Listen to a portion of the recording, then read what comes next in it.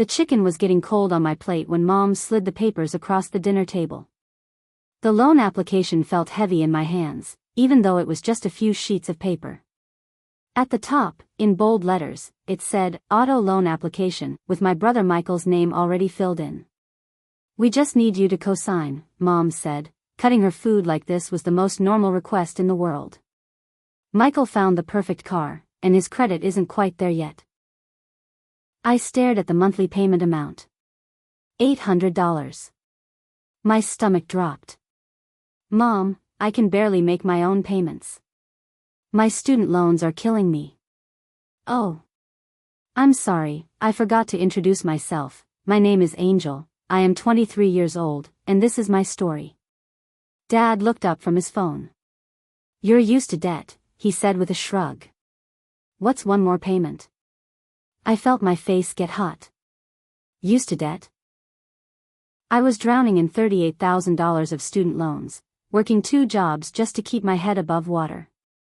The interest alone was eating me alive. Every month, I watched my balance barely move despite sending in payment after payment. "I don't think I can afford this," I said quietly. Michael walked into the dining room, car keys jingling in his hand. "Did you show her the paperwork?" he asked Mom, grinning like he'd already won the lottery. Sitting at that dinner table, I couldn't stop thinking about last year. I'd called Mom crying, begging for help with my student loan payments. I was 3 months behind, and the company was threatening to send it to collections. My credit score was tanking, and I was desperate. "Please, just this once," I'd said over the phone. "I'll pay you back as soon as I get back on my feet." Mom's voice had been cold. "Honey, you chose that expensive school. We told you to go somewhere cheaper." But that wasn't the whole truth. They'd pushed me toward that school freshman year, bragging to their friends about how their daughter got into such a prestigious program. The tuition was steep, but they'd said we'd figure it out together. When it came time to figure it out, I was on my own. Dad had been even harsher. "You're an adult now. Adults handle their own problems." Meanwhile, Michael's college had been completely paid for. Every semester, Mom would write a check from their savings account. No loans. No debt. No sleepless nights wondering how to make payments. When he graduated, he walked across that stage free and clear while I walked across mine already buried in debt. The double standard was so obvious it hurt. Michael's new car was sitting in the driveway when I arrived for Sunday dinner the next week. It was a shiny black sedan, still had the dealer plates on it. I could smell that new car scent when I walked past it. Inside, Mom and Dad were practically glowing. They stood by the window, watching Michael wax the hood like he was polishing a trophy. "Isn't it beautiful?" Mom gushed. "He worked so hard for this." Worked hard? Michael had been living rent-free in their basement for 2 years since graduation. He had a part-time job at the electronics store, but he spent most of his money on video games and takeout. Meanwhile, I was working 40 hours at the insurance office and picking up weekend shifts at the restaurant just to survive. When I didn't immediately respond with enthusiasm, Mom stepped closer. "Don't ruin his moment with your jealousy," she whispered. "Just be happy for him." Jealousy? I wasn't jealous of the car. I was jealous of the parents who moved mountains to help their child succeed. I was jealous of never having to choose between groceries and loan payments. I was jealous of sleeping peacefully at night instead of stressing about money. Michael came inside beaming, dangling the keys. "Want to go for a ride?" I forced a smile. "Maybe later." After dinner, I couldn't hold it back anymore. I started listing everything they'd done for Michael over the years. Free rent since graduation. Groceries paid for. Phone bill covered. Car insurance handled. College tuition completely paid off. Weekly spending money, just because. "And what about me?"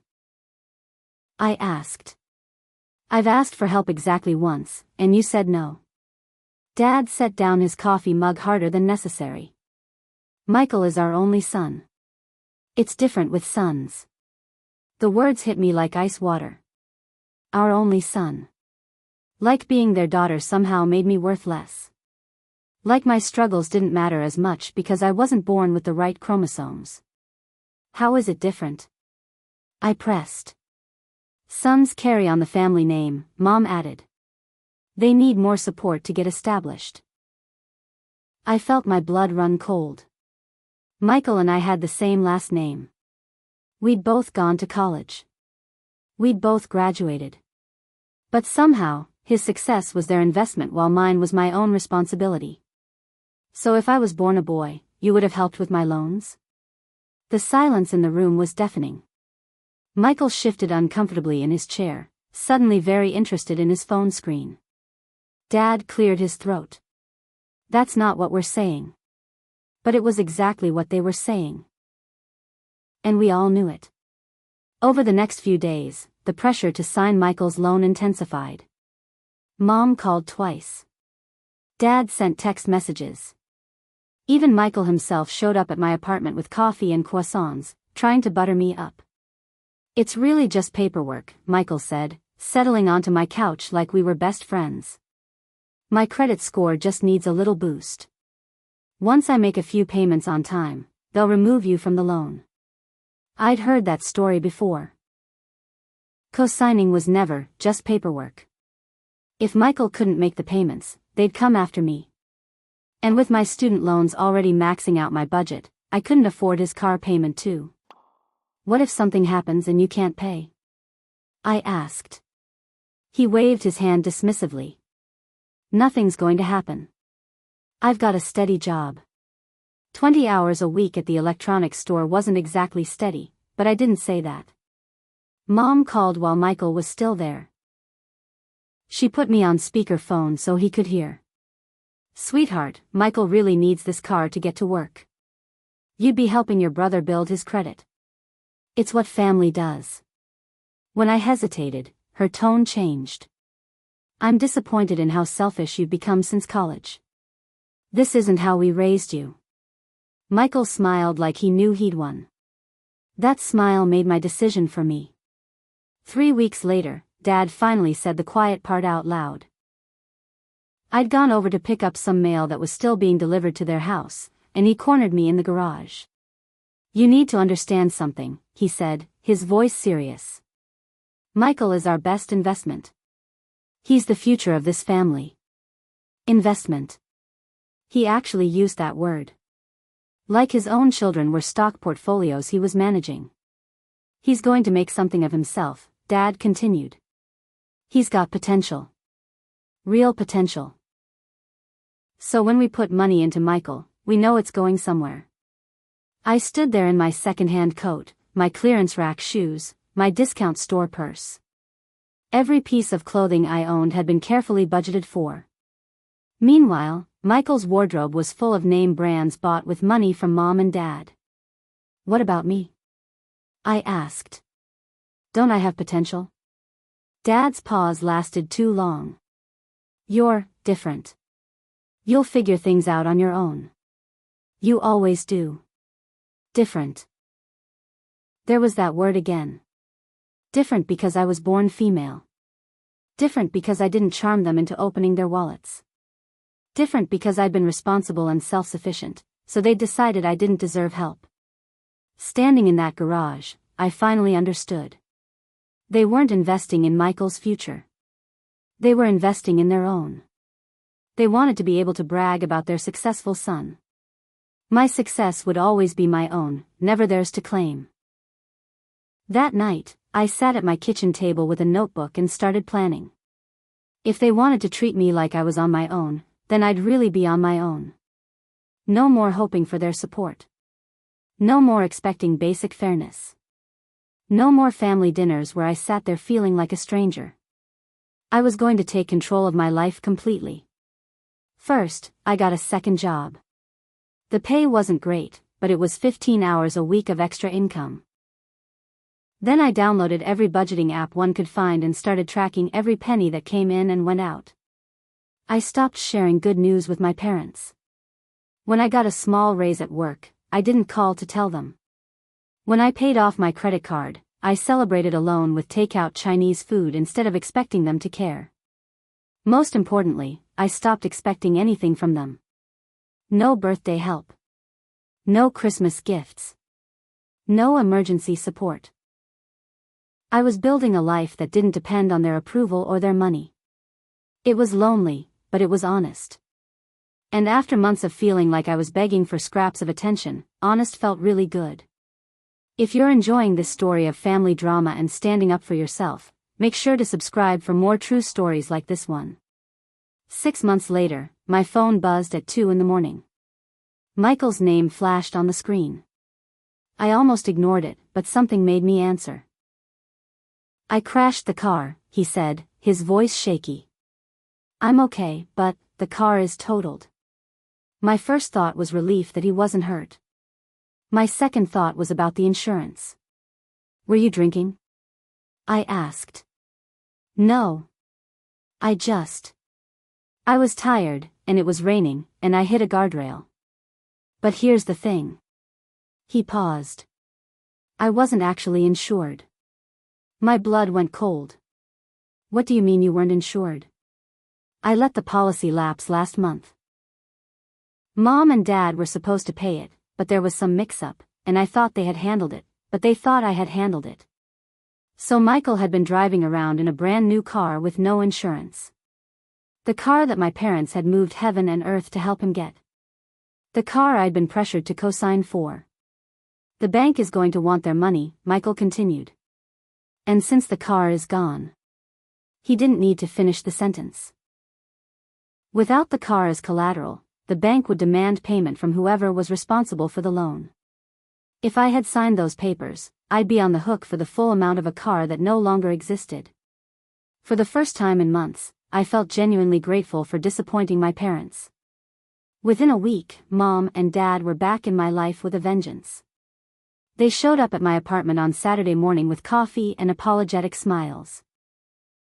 It was the warmest they'd been to me since the loan incident. We've missed you, sweetheart, Mom said, settling into my kitchen like nothing had ever happened between us. Dad nodded enthusiastically. Family dinners haven't been the same without you. They made small talk for 20 minutes before getting to the real reason for their visit. Michael needed a new car. The bank wouldn't approve another loan without a co-signer with better credit. And suddenly, I was their daughter again. I know we had that disagreement before, Mom said carefully, but this is different. Michael learned his lesson. He'll be more responsible this time. The same Michael who'd been driving without insurance? The same Michael who'd called me bitter and broke? That Michael had learned his lesson? We really need you to help us out here, Dad added. Family takes care of family. Funny how family only took care of family when they needed something from me. When I'd needed help, family had told me to figure it out myself. This time, I made them wait. I told them I needed to think about it. I needed to check my budget. I needed to see if I could handle the responsibility. For the first time ever, they were the ones left hanging. After a week of thinking about it, I called them back with my answer. We met at a coffee shop near their house, neutral territory. I'll co-sign the loan, I said, watching their faces light up, but I have one condition. Mom leaned forward eagerly. What's that? You pay off one of my student loans first. The smallest one. It's about $8,000. The light in their eyes dimmed immediately. Dad's coffee cup stopped halfway to his mouth. That's completely different, Mom stammered. We're asking you to sign paperwork. You're asking us for money. $8,000, I repeated. The same amount Michael will owe on this car in monthly payments over the first year. If you can't invest that much in my financial future, why should I risk mine for his? Dad set his cup down hard. That's not how this works. We're not asking you for money. No, you're asking me to potentially pay Michael's car payment if he defaults. You're asking me to put my credit score on the line. You're asking me to take responsibility for someone else's debt. If that's not worth $8,000 to you, then it's not worth the risk to me. They looked at each other like I'd suggested something completely unreasonable. "We're disappointed in this attitude," Mom said finally. I shrugged. "Those are my terms." 2 days later, my cousin Maria called with information that made my blood boil. We'd been talking more since the car loan drama started, and she'd been keeping her ears open around the family. "You remember that money you gave your parents a few years ago?" Maria asked. "The $5,000 you lent them when your dad was between jobs?" I remembered. Dad had been laid off for 3 months, and they were struggling with the mortgage. I'd emptied my savings account to help them catch up on payments. They'd promised to pay me back when Dad found work again. "What about it?" I asked. "My mom was talking to your mom about Michael's first car," Maria said slowly. "Apparently, they used that money as a down payment. The money you lent them for emergencies? They spent it on Michael's car." The room started spinning. $5,000. My emergency fund. Money I'd saved working double shifts and skipping meals. Money I'd trusted them with when they said they were desperate. They'd used it to buy Michael a car. "Are you sure?" I whispered. "Mom said your mom was bragging about getting such a good deal on his first car because they'd managed to put so much money down." I hung up the phone and sat in my apartment, staring at the wall. Every time I'd struggled with loan payments over the past few years, I'd thought about that missing $5,000. If I'd had it, I could have paid down my principal. I could have saved hundreds in interest. But it hadn't gone to an emergency. It had gone to buy my brother a car. I didn't call first. I just showed up at their house after work, still in my uniform from the restaurant. They were watching TV in the living room when I walked in. "We need to talk about the $5,000, I said without preamble. Mom's face went pale. Dad reached for the remote and muted the television. "What $5,000? Dad asked, but his voice lacked conviction. "The money I lent you when you were behind on the mortgage. The money you spent on Michael's car down payment." The silence stretched between us like a chasm. Finally, Mom spoke. "We were going to tell you," she said weakly. "When? When were you going to tell me that you spent my emergency fund on Michael's car?" Dad's defensive wall went up immediately. We needed a reliable car for him to get to work. It was a good investment. "With my money?" "You'll earn it back," Dad said, waving his hand like my financial struggles were imaginary. Michael needed it more at the time. Michael needed it more. Those 6 words encapsulated everything wrong with my family dynamic. Michael's wants would always trump my needs. His convenience would always matter more than my sacrifice. I turned and walked toward the door. "Where are you going?" Mom called after me. I paused with my hand on the doorknob. I'm done pretending this is normal. I walked out mid-conversation and drove home with shaking hands. The text started that night. Long paragraphs from Mom about everything they'd done for me over the years. How they'd let me live at home rent-free after college. How they'd supported my dreams. How they'd always been there when I needed them. Rent-free? I'd paid them $400 a month to live in my childhood bedroom. Supported my dreams? They discouraged me from my major and pushed me towards something more practical. Always been there? Where had they been when I was crying over loan payments? The messages kept coming for 3 days. Dad sent his own version, shorter but just as accusatory. I was ungrateful. I was selfish. I was punishing them for trying to help Michael succeed. Michael even chimed in with a text that said, "This is really messing with Mom and Dad. Can't you just get over it? Get over it? Get over finding out that my emergency loan had been secretly redirected to buy him a car? Get over years of watching them prioritize his comfort over my survival?" I didn't respond to any of the messages. What was there to say? They'd shown me exactly where I stood in the family hierarchy, and it wasn't a place worth fighting for anymore. Instead, I started apartment hunting.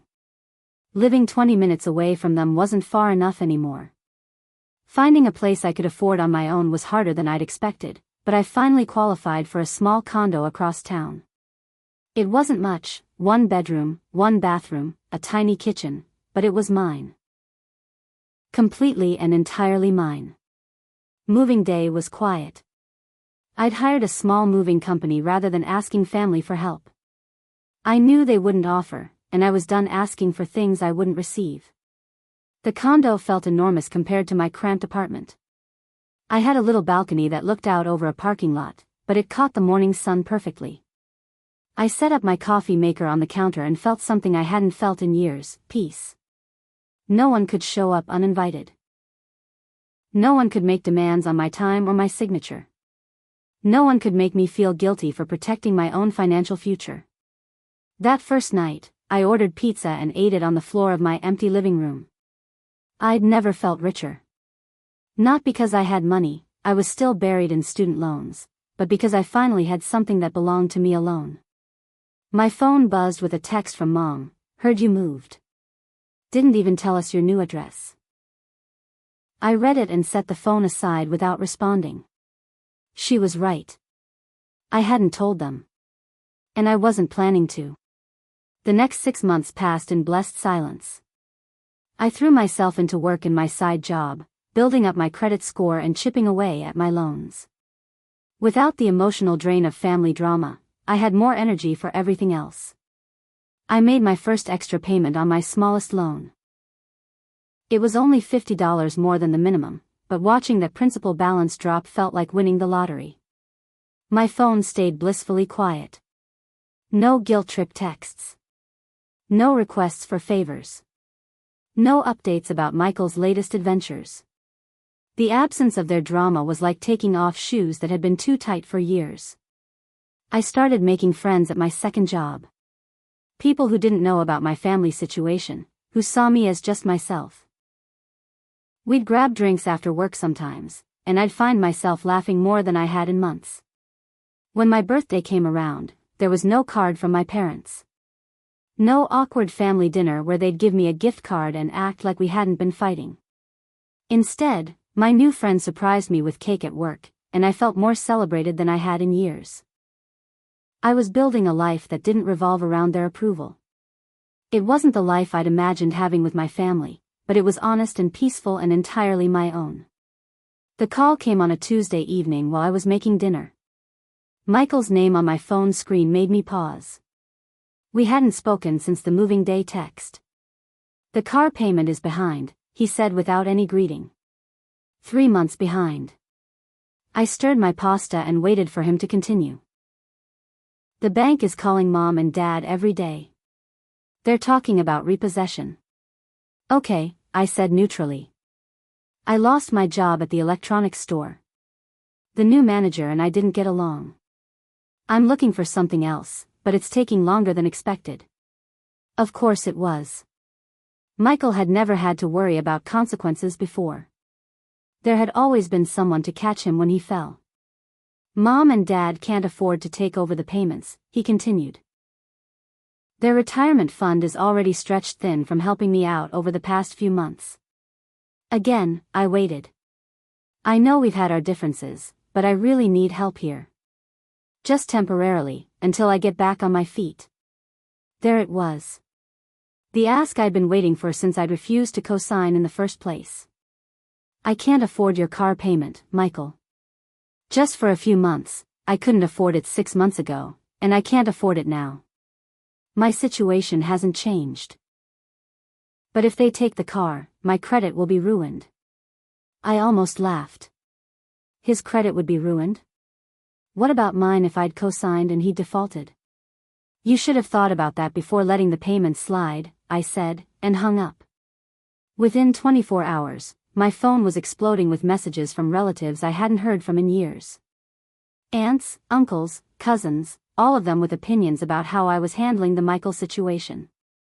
"Family helps family," Aunt Carol texted. "Your brother needs you.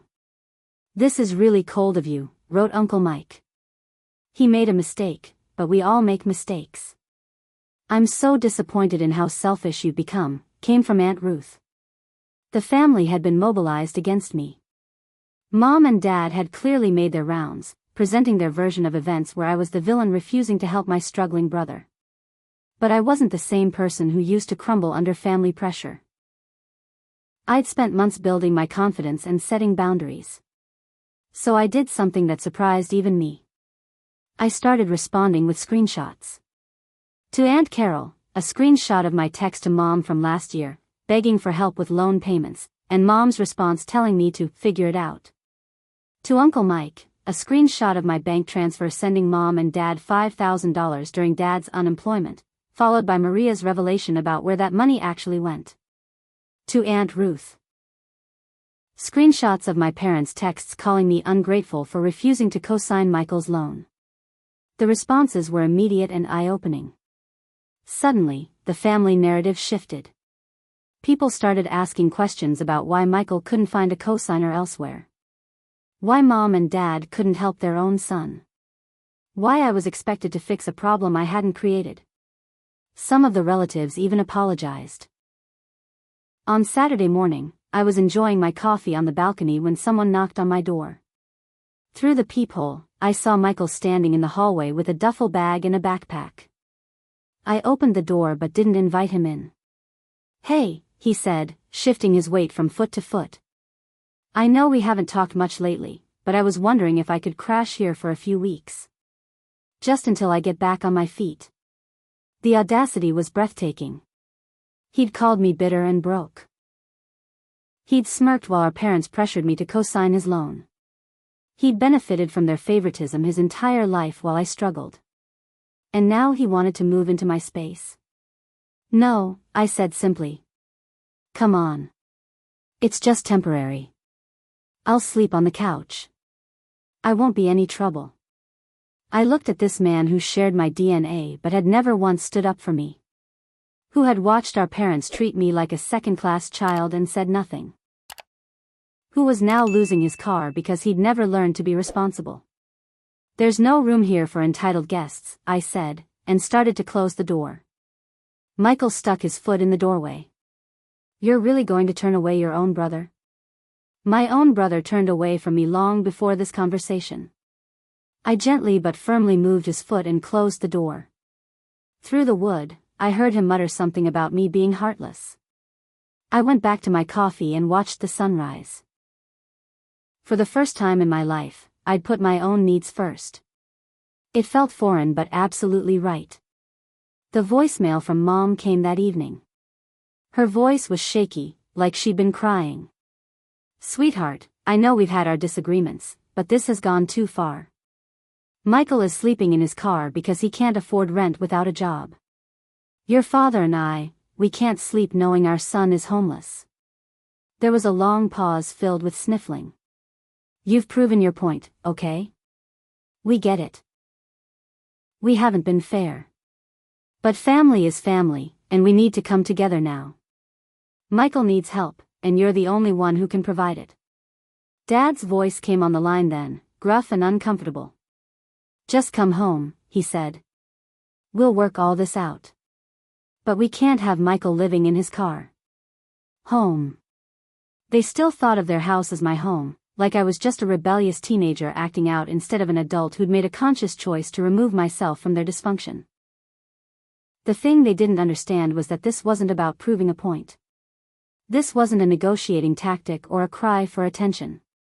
This was about respect, and I'd finally learned the difference between demanding it and simply refusing to live without it. I deleted the voicemail without calling back.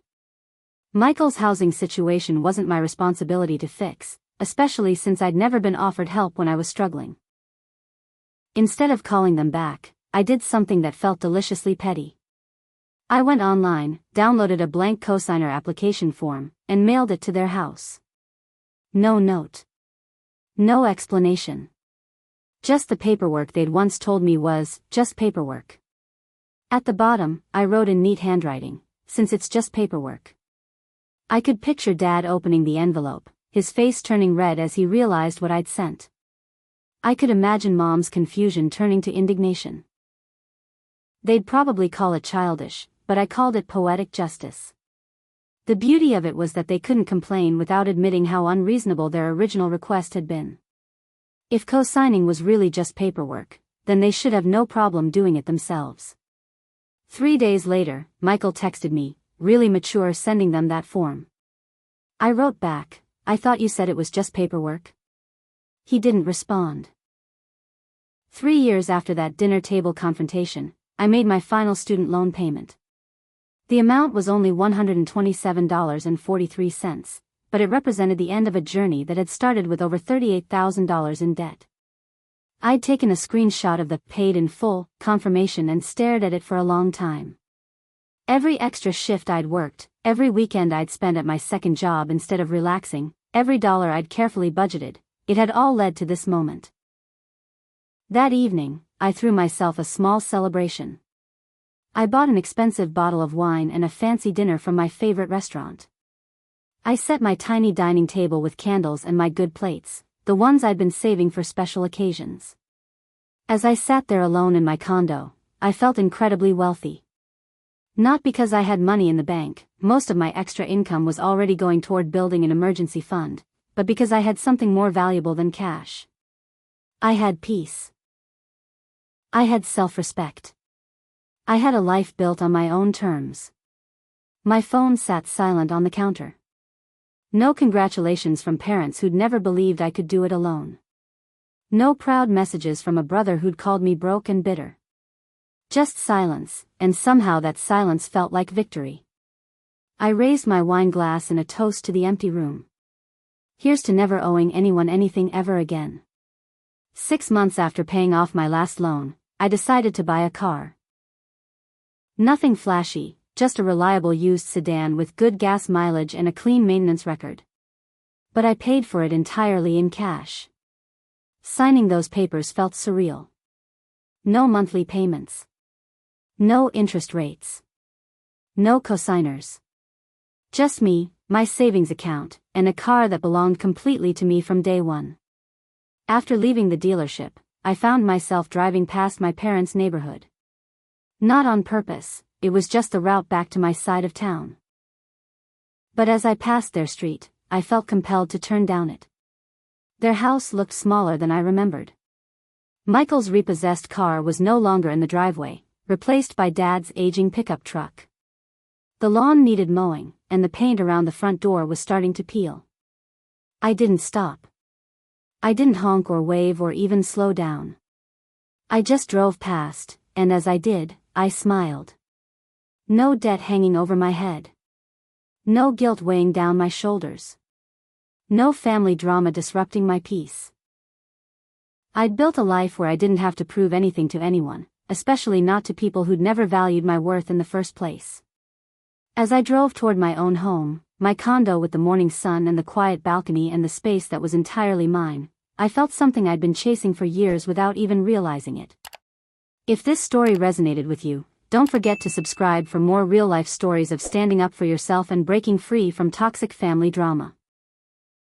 Sometimes the best family is the one you choose for yourself. Thanks for watching.